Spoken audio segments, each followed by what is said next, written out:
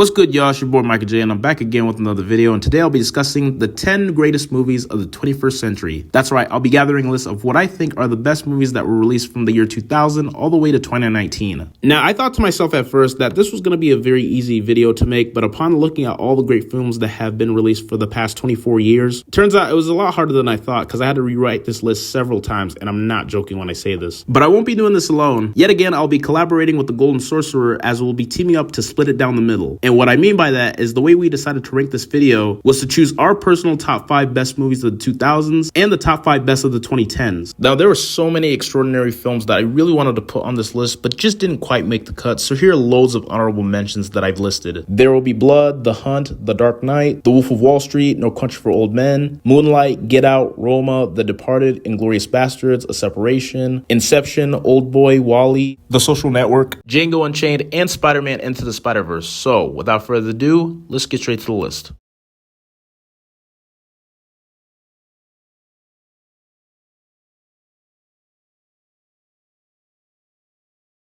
This is probably the best Hood movie of all time, as whereas other movies relating to the Hood often portray it in a glamorous and often exciting type of way, this movie really shows the effects this type of environment can have on those living in it and can lead them down a destructive path.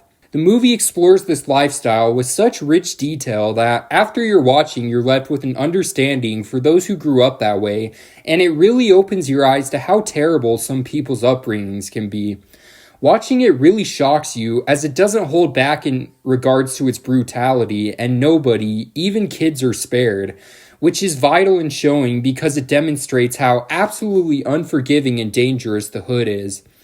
The main character is incredibly sympathetic, as despite being raised in an environment with countless acts of violence, he still strives to be a good person and escape the clutches of the world he lives in. And the antagonist Lil Zay is absolutely despicable and one of the most hateable villains of all time, which really means the actor did a great job at portraying him. This is a movie everyone should watch as it teaches you an important lesson on not to go down the wrong path and also be grateful for what you do have because there's always people living worse off than you.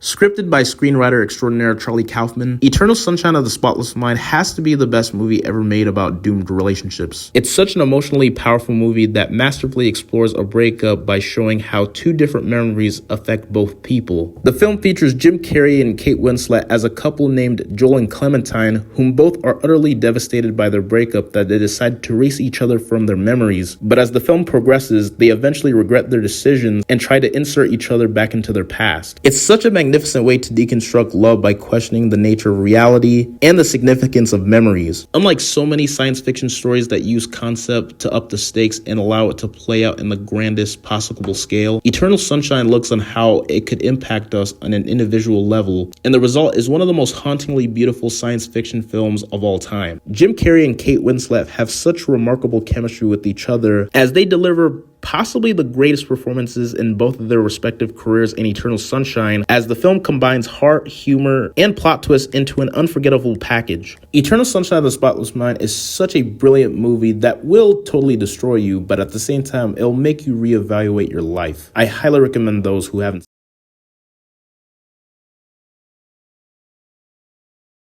Now, this is one case of a movie I honestly think might be superior to the book. Peter Jackson brought the novel to life in such a pristine way that it almost feels as if you're going through a journey through Middle Earth yourself. It has some of the best cinematography of all time, and it's often so beautiful it will completely take your breath away. The casting here was impeccable, and it's almost impossible to pick a standout, as everyone was just so perfect in their role. But perhaps the standouts are Elijah Wood as Frodo and Sean Astin as Sam. They seriously have some of the greatest chemistry I've ever seen in a film, and it's so good you almost forget that you're watching fictional characters. The fight sequences are also impeccably shot, and the musical composition is phenomenal, as it perfectly blends in and captures the vibe of every scene it's in. The fact that this movie isn't even the best in the trilogy is really a testament to how outstanding the series is.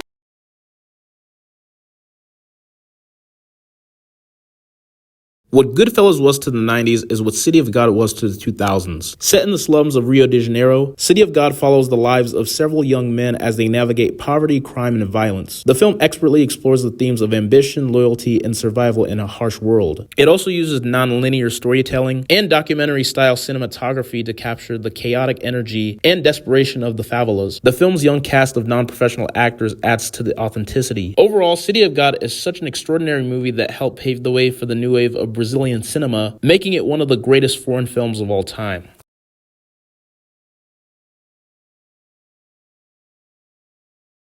This is without a doubt the greatest animated film of all time.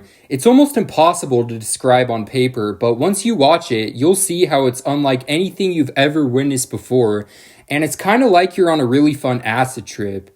The animation in this movie is jaw-droppingly gorgeous and really sucks you into the world it portrays. Everything is so colorful and vibrant, and no other movie even comes close to matching the amount of detail and range that's portrayed in the animation here. Each character is extremely memorable here, as everyone is wildly different from one another due to everyone having their own unique appearance, powers, and personality. What's also great about this movie is that there really isn't a true villain in the story, as even the antagonists are portrayed in shades of gray and have their own redeeming qualities, whereas in a lot of films the characters are rather one-dimensional with regards to their morality.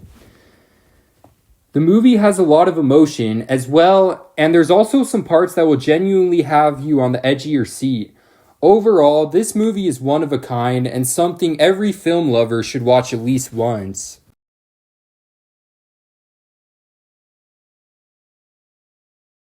Now, I was very tempted to put the entire Lord of the Rings trilogy at this very spot, but objectively, when it comes to discussing the best movie of the Lord of the Rings trilogy, Return of the King is the cream of the crop. Peter Jackson's epic fantasy adventure capped off arguably the greatest trilogy of all time in style, continuing the good work of the first two movies and adding plenty more of J.R.R. Tolkien's imaginative creatures and stunning locations for good measure. Bringing this epic movie trilogy to a conclusion had to be one of the toughest missions for any title to achieve, but Return of the King did it with excessive skill and even receiving an astonishing 11 Oscars. The quality of this movie proved why it earned all these accolades, as the feature perfectly balances all of its moving parts. The emotional core is unbelievably strong, the action sequences are at an all-time high, and the characters all gain satisfying conclusions to their stories. Lord of the Rings: The Return of the King is a shining example of how you end an epic trilogy, and most likely will never be bested as the greatest fantasy movie of all time.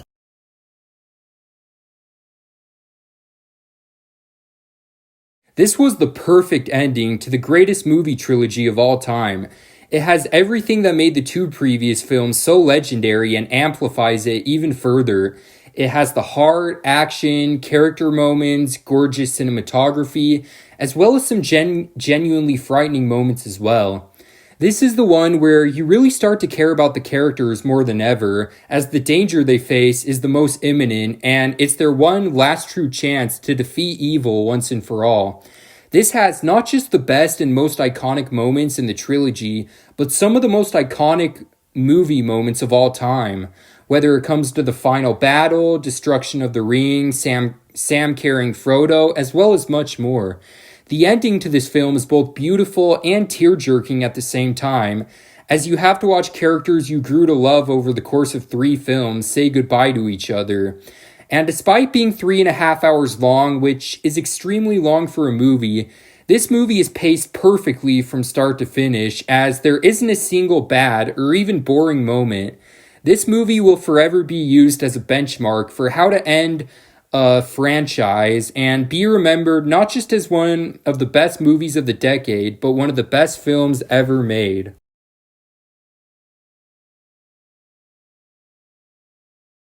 When it comes to discussing the most unique filmmaker, none of them come more original than David Lynch, considering the phenomenal body of work he has in his resume. From being the co-creator of the classic TV show Twin Peaks, to directing amazing movies like Eraserhead, Elephant Man, and even Blue Velvet. But for me personally, his greatest work has to be his 2001 movie Mulholland Drive, as it continues to be his most hypnotic achievement to date. Set in a dreamlike vision of Hollywood, the film follows an aspiring actress named Betty Elms, who befriends a beautiful woman named Rita who had survived a brutal murder attempt in a car car accident. Along the way, the two are drawn into a web of mysteries, secrets, and questionable realities. This film is full of David Lynch's trademarks, whether it fits the romance, the horror, the self-aware meta commentary on Hollywood, and philosophical themes. Overall, if you're looking for a mysterious thriller that can get in your head and under your skin, then Mulholland Drive is definitely the film for you.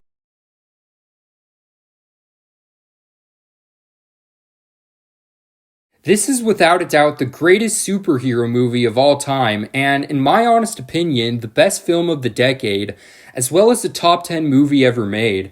Despite being a superhero film, it has a highly realistic edge to it and is just as much a commentary on real-world issues like politics, law and order, and corruption of society. Heath Ledger elevated this film to a whole new level and gives possibly the best villain performance of all time as Joker. He manages to be both incredibly frightening and menacing, while also darkly humorous and entertaining. He even makes it easy to root for him despite how evil he is, because of how absolutely lovable he is as a character. He was definitely the show stealer here, but besides that, the rest of the performances were great as well. Specifically Christian Bale as Batman, Aaron Eckhart as Harvey Dent, and Gary Oldman as Commissioner Gordon. Everything about this film is just utter perfection, and it's hard to pick even a single flaw. The action is slick and tight, musical score and cinematography are captivating, and it's filled with some of the best and most iconic dialogue ever.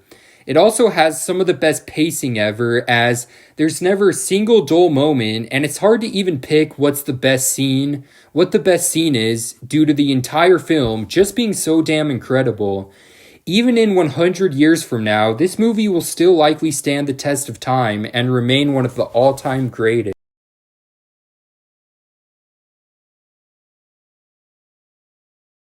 Yes, Spirited Away, the very movie that put Studio Ghibli on the map for Western audiences in 2001. Ever since the film's release, it has become such a beloved classic, and if you ask most people, it remains the best thing that Hayao Miyazaki has ever created. Everything about Spirited Away captures the very best of what Studio Ghibli has to offer. From its assessments of environmentalism, to its stunning art, and its portrayal of family, to its empathetic depiction of facing change. Spirited Away has it all and then some, remaining 2 decades after its release, a film of unmatched creativity and joy. With it, the great Miyazaki reached his full potential and cemented Studio Ghibli as the powerhouse it was always intended to be. It is without question the greatest animated film of all time.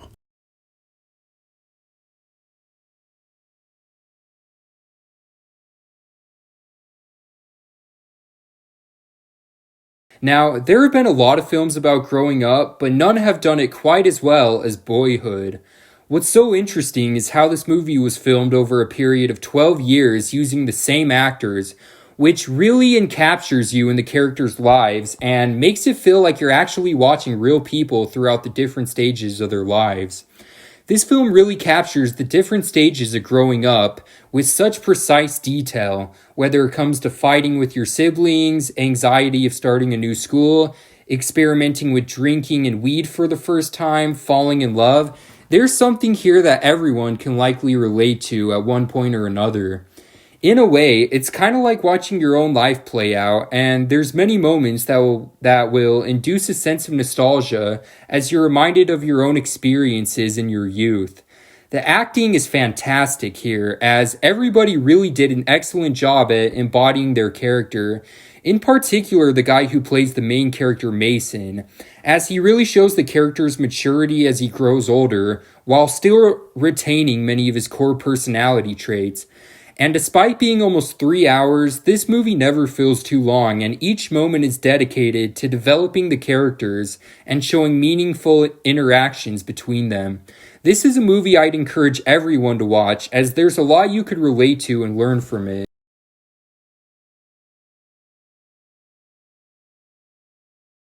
When it comes to discussing the 2015 action movie Mad Max Fury Road, directed by George Miller, there was seemingly no chance that the movie was going to work, considering the fact that it spent 3 decades in development hell. On paper, the movie sounded like it had all the makings to become a box office bomb, but much to everybody's surprise, it became one of the most celebrated and critically acclaimed films of the 2010s. Why, you ask? I could honestly put it in a lot of fancy terms, but simply put, Mad Max Fury Road is such a non-stop thrill ride, as it is visually stunning, as it is action-packed. It features Tom Hardy as Max Rokitansky, who finds himself helping a group of women to escape the clutches of the dastardly warlord Immortan Joe. While Hardy's performance was undeniably stellar, Charlize Theron stole the show as Imperator Furiosa, infusing an intense dose of feminism set against a male-dominated backdrop created by the villainous Immortan Joe and his World Boys. With a great cast, dazzling set pieces, gorgeous visuals paired with practical effects, Mad Max Fury Road is a modern classic and is a must-see for anybody who loves action movies.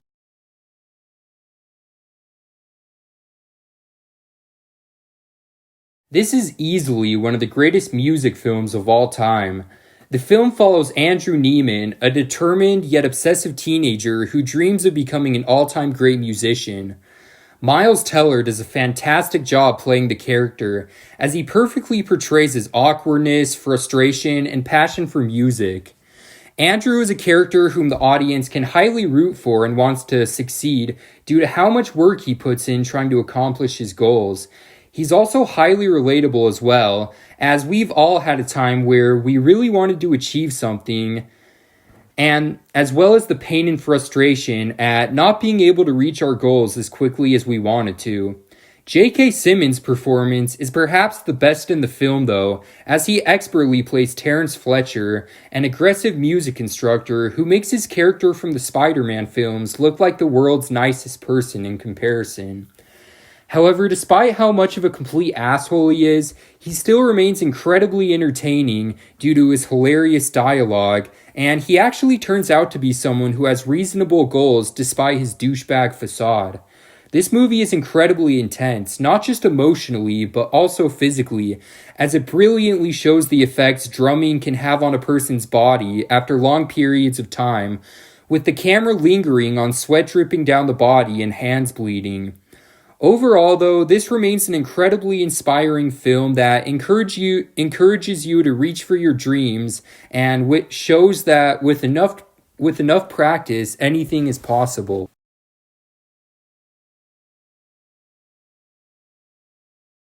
Following the original 1982 Blade Runner movie directed by Ridley Scott, French-Canadian director Denis Villeneuve had the opportunity of a lifetime, and that was being in charge of crafting a sequel to an enduring classic. It builds on Ridley Scott's groundbreaking sci-fi noir classic in countless ways, both thematically and plot-wise, but can also stand on its own as a masterpiece of modern cinema. While sure, Blade Runner 2049 may have done poor numbers at the box office, the results were way better than anyone could have anticipated, as the movie unanimously received critical acclaim. This movie served as a worthy follow-up by honoring the original while also paving its own path. With impressive world building and astonishing visuals, Denis Villeneuve's vision is awe-inspiring from start to finish.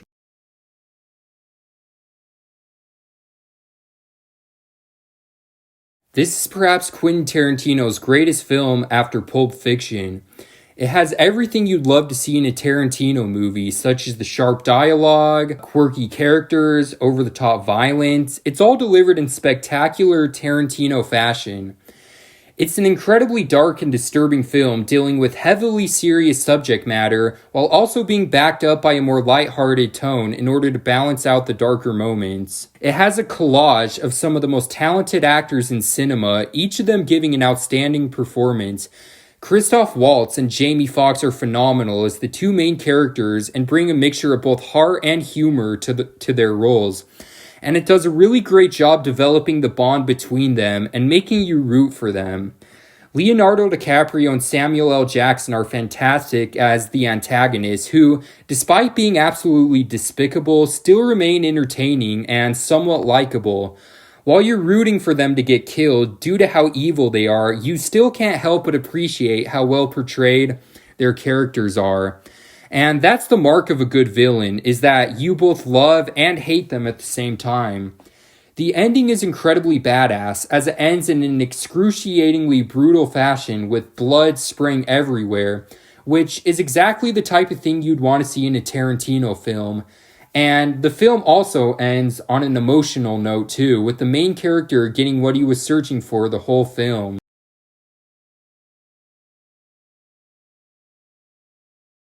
Oh look, another Denis Villeneuve movie in my top 5. This star-studded crime drama follows a group of parents who take the investigations of their daughter's disappearances into their own hands. My favorite aspect about Prisoners is the way how Villeneuve places the psychological torment of the parents front and center as they debate how best to handle their increasingly urgent circumstances. The resulting product is simultaneously restrained and chill-inducing. Out of all the films in Villeneuve's catalog, Prisoners showcased his most direct exploration of questions around morality and is an extended meditation of the ethical dilemma of why quote-unquote good people do quote-unquote bad things. Hugh Jackman and Jake Gyllenhaal just give it their all in this film, as their performances are just damn near perfect, and the fact that they didn't receive Oscar nominations is just appalling to me. Like, I just will never understand that at all. It's enthralling, captivating, intellectual, and a must-see for any self-appointed lover of cinema.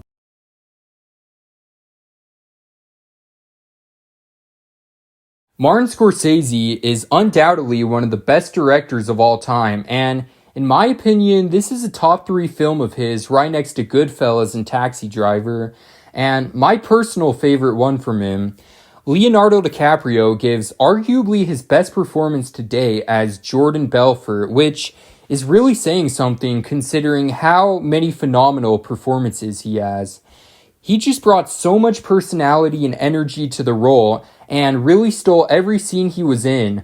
And even though he does some pretty shady things, you just can't help but root for him due to how funny and charismatic he is.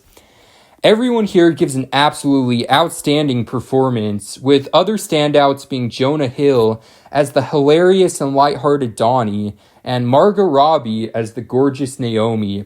This movie really makes it feel like you're experiencing what it's like to be rich, as it deeply explores the life of luxury, whether it comes to the nice houses, fancy cars, hot women, awesome boats.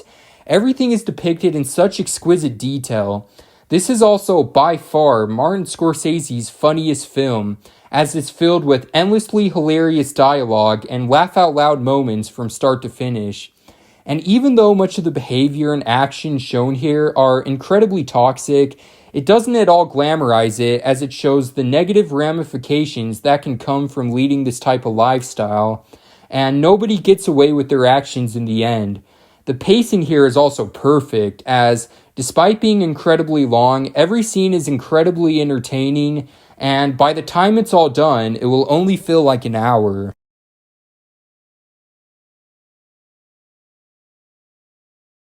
With Whiplash being the second directorial effort by Damien Chazelle, it was the film that put him on the map, as it showed the world that he was a one-of-a-kind director. The film features 2 amazing lead performances, with Miles Teller as a jazz drummer and J.K. Simmons as a ruthless music teacher who pushes him to his limits. As the story progresses, one begins to realize how deep Chazelle is prepared to burrow into the pit of human misery, while also exploring the heavy price of pursuing artistic excellence at all costs. The chemistry between Simmons and Teller is what keeps Whiplash in a vibrant motion, as Simmons plays the oppressive force that drives Teller's character obsession to a point of no return.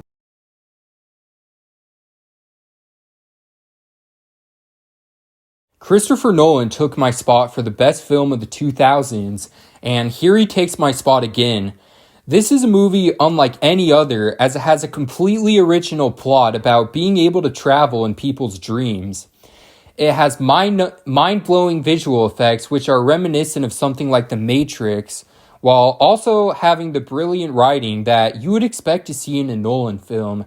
The special effects are mind-blowingly amazing and some of the greatest of all time, as it really transcends all time and logic in an exceptionally immersive way. Unlike a lot of other movies, which often over-rely on fake-looking CGI, the effects here actually look natural and are oftentimes so realistic, you'll even forget you're watching a movie. The pacing is incredibly tight and fast-paced, and there's many suspenseful moments throughout that will have you on the edge of your seat. It makes use of some of the most talented actors like Leonardo DiCaprio and Cillian Murphy, and has them all deliver outstanding performances. Everyone really played a part here, and every single character feels properly fleshed out and given plenty of development.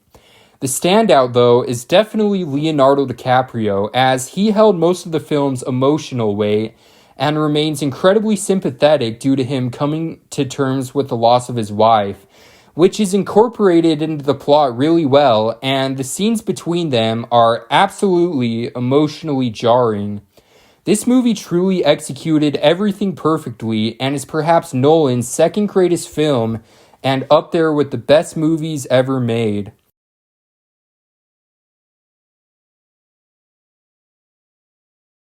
Now, I'm not gonna lie, when I watched Parasite for the first time, I didn't really fully get it at first. It kind of took time for me to understand it. And the more I've rewatched it, the more I've come to understand how fucking brilliant this film is. Telling the story of a poor family who schemed to become employed by a wealthy family to make ends meet, Parasite effortlessly breezes through a half of a dozen genres, but never loses sight of its core assessments of wealthy inequality. The film has been hailed as a commentary on class struggle, capitalism, and social inequality. It also brought Korean cinema to the forefront of the global film industry, highlighting the country's unique filmmaking talent.